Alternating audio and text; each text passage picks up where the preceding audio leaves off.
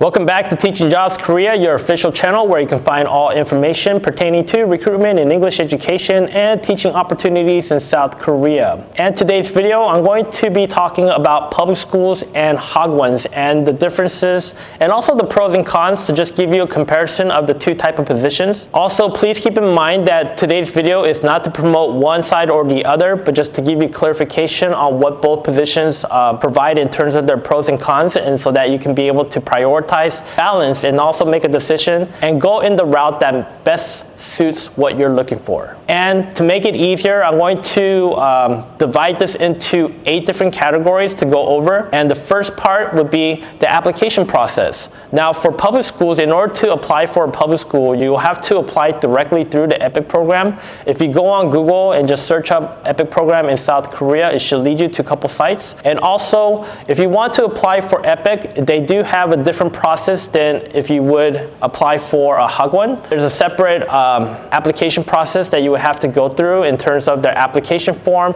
There'll be some videos that you're going to have to submit, like an introduction video along with the mock teaching video. And then also you need certain qualifications to be able to work in the EPIC program. You would need a certification of TEFL or anything relating to education. Also, they'll be looking at your background or your educational background. So just kind of keep that in mind, that the process is a little bit more rigorous because it is through the Korean government. Also, the intake period for public schools is only 2 times a year. It's either March 1st or September 1st. So you have to make sure that you get all your documents ready in time and also be able to go through the process and get hired so that you can match those 2 start dates. Now, in the Hakwon sector, they do have openings throughout the whole year. However, they do have their peak seasons as well, which will be March 1st or September 1st. But for the most case, you can find a Hakwon position any time of the year. And the way that you apply for a Hakwon would either have to be through a recruiter or through a direct hire from the school. And you would just send them your resume and also a recent photo, and then they'll contact you if they're interested in having an interview. The second part, I think, to consider would be the location placement. Now, at a public school, you cannot be selective in terms of the location that you want to be placed in, because they do randomly place you in accordance with their EPIC schedule and their incoming teachers.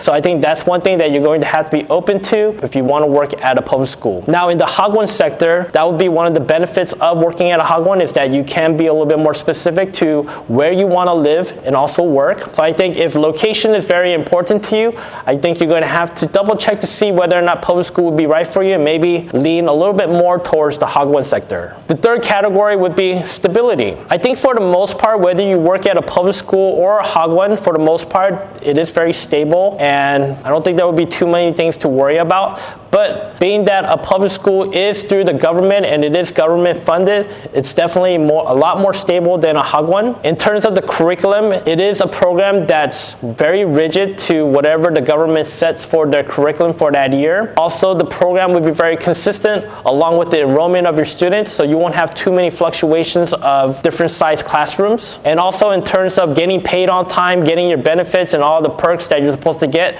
public schools would definitely have a 100% accommodation towards that. If you want to work in a Hakwon, Hakwons for the most part are very stable as well. I work with many Hakwons and I place many teachers, and I rarely get any cases where the school goes out of business. But you know, those type of things could always happen in a Hakwon because it is an independently owned business at the end of the day, which accommodates students for education. So just keep that in mind. The next category would be age group of teaching. Now, at a public school, because they do not service any kinder programs, you'll be starting off at elementary or working at a middle school or working at a high school. So it would have to be those 3 age groups that you would want to teach at if you want to work at a public school. In the Hakwon sector, the age range of students will range anywhere from kinder to elementary, or all elementary, or a mixture of elementary middle. Now, they do have a couple Hakwons where you can teach adult programs, but they're kind of hard to find. So primarily you'll be teaching from kinder to middle school. The next category would be the working schedule. Now, at a public school, you definitely have a better schedule at a public school than you would at an academy. The working schedule generally at a public school will be normal public school hours of 8 to 4. There might be a little bit of fluctuation depending on the area that you live in. It is a Monday through Friday schedule as well. Now at a Hakwon, it depends on what type of shift you're working, because if you're working the morning to afternoon shift, it generally has a working time frame of 9 to 6. It could be like 9 to 5 if it's more heavier on the kinder side, but normally I would say in general it's 9 to 6. For the afternoon to evening shift, you can teach anywhere between like 1 to 9 p.m. or 2 to 10 p.m. So I think with Hakwons, it really depends on what age group you want to teach, which will dictate the type of hours that you're going to be working, whether it be in the mornings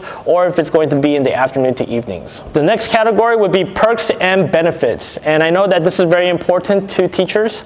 And also public schools definitely does provide more perks and benefits than a Hakwon would. You do get longer vacations of anywhere between 4 to 6 weeks. You get all the national holidays off. You get severance payment, housing, health insurance, pension, other bonuses that are applied, and also you get the flight provided by the school. And then also the pay scale will be in accordance with the EPIC program. And then for Hakwons, you do get the basic benefits of housing, severance payment, health insurance, reimbursement on the flight in. And in terms of vacation days, you get 11 paid annual leave days for your first year. If you recontract for a second year, that increases to 15 days. Also, you get all the national holidays off as well. The next category would be salary, which is also important as well. I would say in terms of public school or the Hakwon sector, it depends on what your educational background is with the public school sector, and it really depends on how much experience you have when you go into the Hakwon sector. And I think overall, you could probably have a higher salary base working at a Hakwon over the course of time, but I think initially,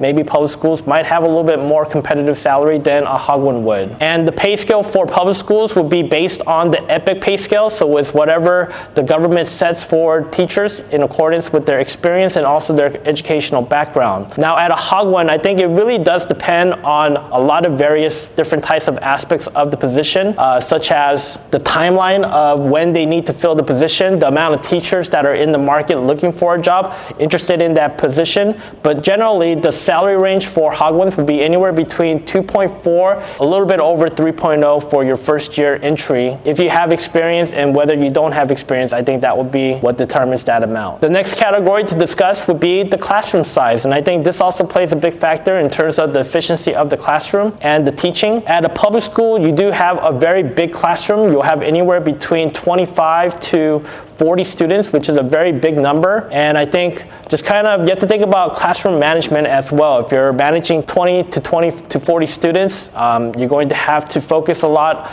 in terms of how to find that balance between all of those students and how to get through the curriculum with all the students within that amount of time for class. Now in a Hakwon, it is a little bit more manageable when it comes to student management, because you'll only be working with anywhere between 5 to 15 students, so it is very manageable. Even if there is a slight fluctuation gap in terms of their proficiency level, it's a little bit easier to manage that than in a public school. And finally, the last category would be curriculum setup and efficiency of the classroom between public school and Hakwon. Now at a public school, because it is a government set curriculum, a lot of the times it's either going to be very hard for the student or it's going to be way too easy. And the reason why I say that, and one thing that you will realize when you teach at a public school, is that you're going to see a big fluctuation in terms of the proficiency level of the kids, because you'll have a group of students that already go to Hakwon and they've already learned what you're teaching, and you're also going to have the set of students that never went to Hakwon and it's going to be too difficult for them, so they'll be at a very beginner stage. I think just trying to find that balance in the classroom is going to be very difficult working at a public school. And also, since the curriculum is somewhat rigid,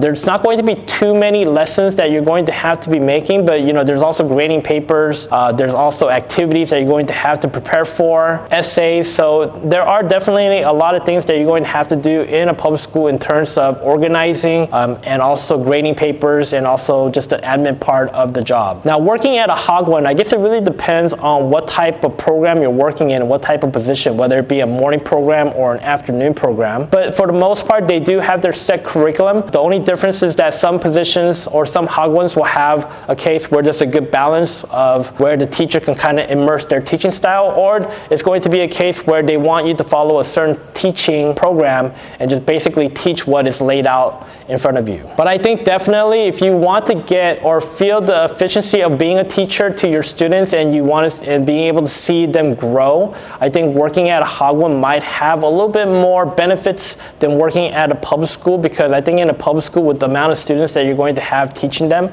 you may not feel the progression as much as you would in a smaller classroom, like in a Hakwons, with the progression of the students that you're teaching. So in conclusion, I think to sum it up, I think if location is very important to you and you want to have like a smaller classroom and feel the efficiency of teaching, maybe a Hakwons position would be right for you. If location is not really important and you're looking for more stability, normal working hours, and you don't mind working with a large set of students, then public school sector is definitely might be a better option for you. So I hope this video was helpful. Please make sure to subscribe and like, and I'll be back with more videos to kind of help out with your job search. Thank you.